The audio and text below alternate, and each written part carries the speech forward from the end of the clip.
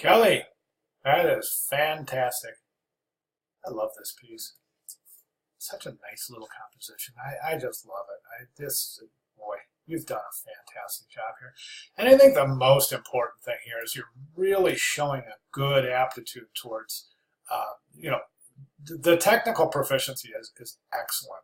And I think that you've showed proficiency in all of the learning outcomes in the course objectives, and then some. There's a couple of things that you've done here that are above and beyond what really the scope of the class. So that's just really, really fantastic work. So 8 by 10 and 300. Just want to mention you don't have to you see background spot healer. But I don't see, let me see something here.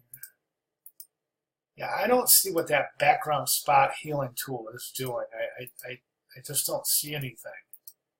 Oh, I do. Wait a second. Oh, I can see it back there by the fox. Okay, got it.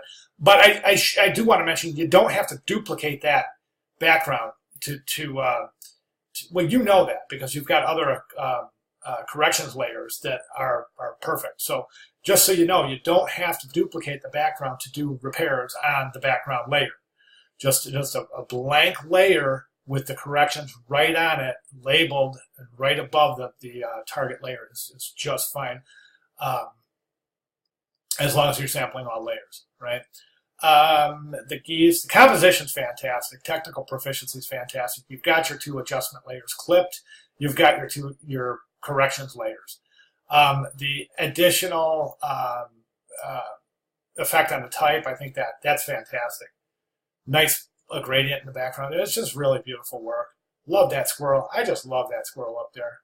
And then, I just want to show you one little technique. And you're not required to do this. I just kind of want to show you this. But let's go to that fox layer. I just want to show you something. I'm just going to collect. I'm going to command click that to find that layer in the layers panel, which for some reason is not working. So let's go to my auto select.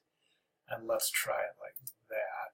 And there it is. Okay, so there's the fox layer. Okay, so I want to just show you something. I just want to be on the fox layer, but I do this quite often in my compositions. And you can do this as a repair. Okay, I'm not going to do it as a repair. I'm going to do it right on the layer itself. So, but I just want to show you a little technique. Is just go to the blur tool. And we're just going to come over here. We're going to blur that fox a little bit because it looks a lot more realistic with a little blur. You could do the same thing with the deer. And the reason is because as we look at depth in a composition, and even in just if you look out your studio window and you look at a tree right outside your studio window, it's crisp and clear, right? The detail is very crisp and very clear. Then compare that to a tree across the street, and you'll see the tree across the street looks a little bit blurred. And blur is a basic technique in implying depth in a 2-dimensional composition. So theoretically, the fox wouldn't be as crisp and clear as the foreground elements. It would be a little bit blurred. So, but you want to do that non-destructively. So how do you do that? You should be answering that in your head. You know how to do it. So yeah, definitely that is something to consider. You can even put a little blur on that deer back there. No big deal. You don't have to resubmit. This is perfect. You're ready to submit. Fantastic work. Really, really enjoyed watching this come together. So I appreciate that. If you haven't taken the course survey yet, please do so. It's pretty important. It's in the course announcements. I also sent out an email in that regard. So if you wouldn't mind taking a few moments to do that, that would be fantastic. Okay. Really good work. Any questions at all? Please feel free to let me know. Thank you very much.